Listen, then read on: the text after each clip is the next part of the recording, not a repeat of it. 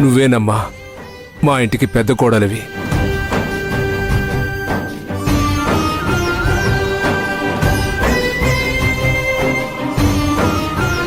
తులసి, నేను గొప్పగా చెప్తున్నాను. హలేకి దగ్గర ఉన్నప్పుడు ఎంతైతే బాధపడ్డానో, హలేకి చేసిన పనులకి ఎంతైతే నొచ్చుకున్నానో, ఇవాళ నా కోడలు పోయిన పరువుని దక్కించింది. మళ్ళీ గౌరవంగా మన కుటుంబాన్ని నిలబెట్టింది.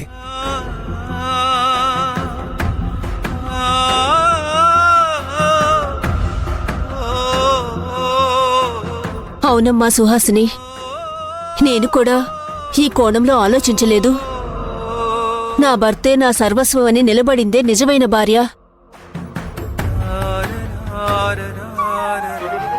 ఒరే రాఘవ, సుహాసిని మన గురించి మన కుటుంబం అంతా పోలీస్ స్టేషన్లో అడుగు పెట్టకూడదనే ఉద్దేశంతోనే ఆ పనిచేసిందిరా. మనం ఆ అమ్మాయిని ఒక్క మాట అనడానికి కూడా మనకు ఆ అర్హత లేదు. ఇంకో విషయం, ఎంత ఖర్చైనా పర్వాలేదు, సుహాసిని ఆరోగ్యం బాలేదన్నావు కదా, సుహాసిని కోసం ఈ ఇల్లైనా అమ్మి ఆస్తి మొత్తం అమ్మైనా సరే ఏ మూలకైనా వెళ్ళు, ప్రపంచంలో ఎక్కడికైనా వెళ్ళు, తను మాత్రం బావుండాలి, తను బతకాలి. సుహాసిని కాపాడరా.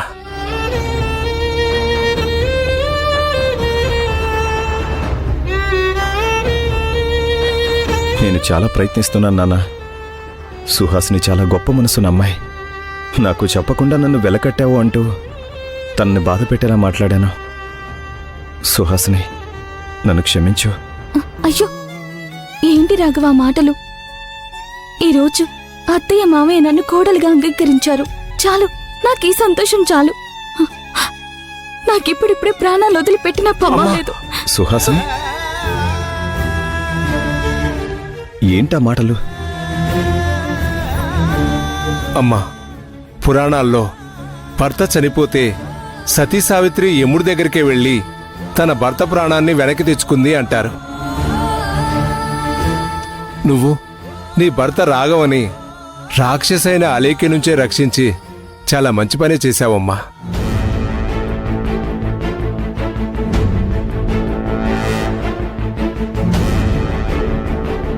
నువ్వు చనిపోయే ప్రసక్తే లేదు.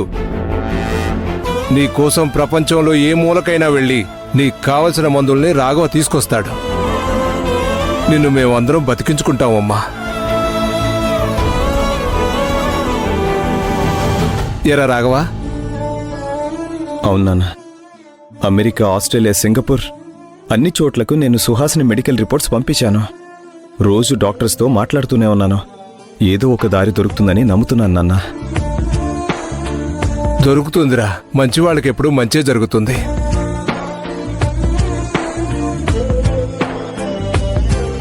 నువ్వు సరైన ఎంపికే ఎంచుకున్నావురా. కానీ నిన్నే చాలాసార్లు అర్థం చేసుకోలేకపోయావు. ఆ తప్పంతా మాదేరా. సుహాసిని, నువ్వు చాలా మంచి మనసున్న దానివమ్మా. నువ్వు ఈ ఇంటి కోడలివి కాదు, ఈ ఇంటి కూతురు అమ్మా. నువ్వు దొరకటం మా అందరి అదృష్టం.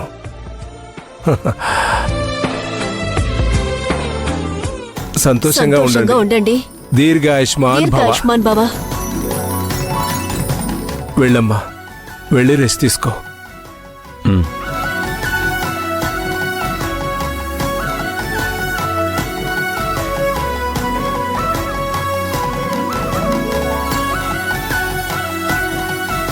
తులసి,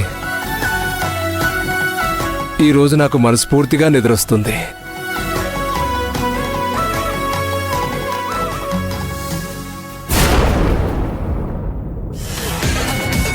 అలెక్కికొచ్చిన 10 కోట్లు నా అకౌంట్లో పడాలంటే చాలా డెలికేట్ విషయం.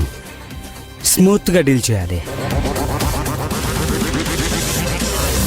సార్, టీ తీసుకోండి.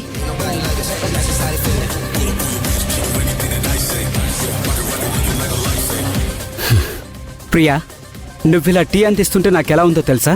ఒక పని మనిషిలా ఉందా సార్? ఎంత మాట నావు ప్రియా.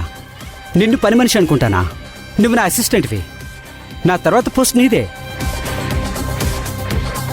జెంట్స్లో ఈ సింహరాజా, లేడీస్లో ఈ ప్రియా. నువ్వు ఒక శివంగిలాగా గొప్ప అడ్వకేట్గా తయారవబోతున్నావు. అడ్వకేట్ నేమవుతానో కానీ నీకు మాత్రం బానిసనైపోయాను. నీ మాటలతోనే ఒక అసిస్టెంట్ లాయర్గానే కాకుండా ఇంట్లో కూడా అన్ని పనులు చేయించుకుంటున్నావు.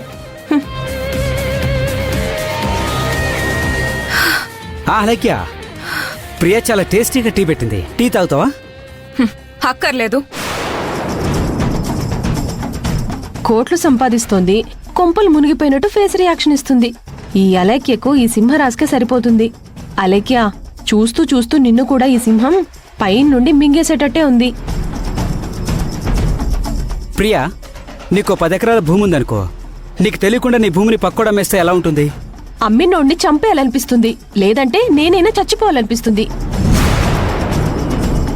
అంటే అలేఖ్య కూడా రాఘవ్కు తెలియకుండా తన ల్యాండ్ అమ్మేసింది. సుహాసినికి పూర్తిగా హక్కులు ఇచ్చేసింది. ఈ విషయం రాఘవ్కు తెలిస్తే ఎలా ఉంటుంది? రాజా, 10 కోట్ల రూపాయలకి నేను నా మొగుడిని అమ్మేసిన విషయం ఇంట్లో భూమికి, మహాలక్ష్మికి, మాధవ్కి అందరికీ తెలిసిపోయింది. నా భర్తని సుహాసిని కొనుక్కుందని ఇంట్లో అందరూ ఆశ్చర్యంగా కోపంగా ఉన్నారు. అసలు ఈ విషయం తెలిసినప్పటి నుంచి అసలు అక్కడ వాళ్ళందరి మొహాలు ఎలా చూడాలో తెలియక చాలా డిస్టర్బ్డ్ గా నా మైండ్ సెట్ అంతా మారిపోయింది. ఇది నీ విజయం అలేఖ్య. విషయాన్ని సీక్రెట్ గా ఉంచుదామంటే నువ్వు దాన్ని మైక్ పెట్టి అనౌన్స్ చేసిన మాదిరిగా అందరికీ తెలిసేలా చేశావు. నువ్వు నిజాన్ని దాచలేవని అందరికీ అర్థమైపోయింది. అలాగే నీ దగ్గర 10 కోట్లు ఉన్నాయని కూడా ఆ ఇంట్లో అందరికీ తెలిసిపోయింది. ఇది రాఘవ్కి అసలైన దెబ్బ. ఈ దెబ్బతో రాఘవ్ నిన్ను అంగీకరిస్తాడని నేను అనుకోవట్లేదు. రాఘవ్తో నీకు గౌరవం కానీ రక్షణ కానీ లేదు. 10 కోట్లు దొరకడమే పెద్ద పండగ. అలేఖ్యకు దక్కిన 10 కోట్లను నువ్వు ఎప్పుడు స్వాహా చేస్తావో నాకైతే అర్థం కావడం లేదు. రాఘవైక నన్ను ఎలాగో పట్టించుకోడని, నన్నొక భార్యగా చూడని అర్థమైపోయాక 10 కోట్లకు అమ్మినా పర్వాలేదు, దానికంటే తక్కువగా అమ్మినా కూడా తప్పులేదు. సభాష్. ఇలా నువ్వు ధైర్యంగా ఉంటే నీకు ప్రొటెక్షన్ ఉంటుంది. నా సైడ్ నుంచి నీకు అన్ని ఫెసిలిటీస్ కల్పిస్తాను. దుబాయ్లో ఒక ఐలాండ్ కొని ఇంటర్నేషనల్ కంపెనీకి మేనేజింగ్ డైరెక్టర్గా నిన్ను నిలబెడతాను.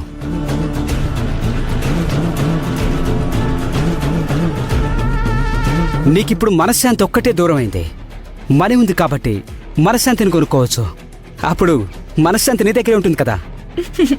సూపర్, సూపర్ గా చెప్తున్నావు, సూపర్ గా చెప్పావు. అలేఖ్య, నీ స్టార్ తిరిగింది. తంతే బూరల బుట్టలో పడ్డా ఉంటారు కదా, అలా కాదు. ఇప్పుడు నువ్వు ఏకంగా గోల్డెన్ బిస్కెట్స్ ఉన్న బుట్టలో పడ్డావు.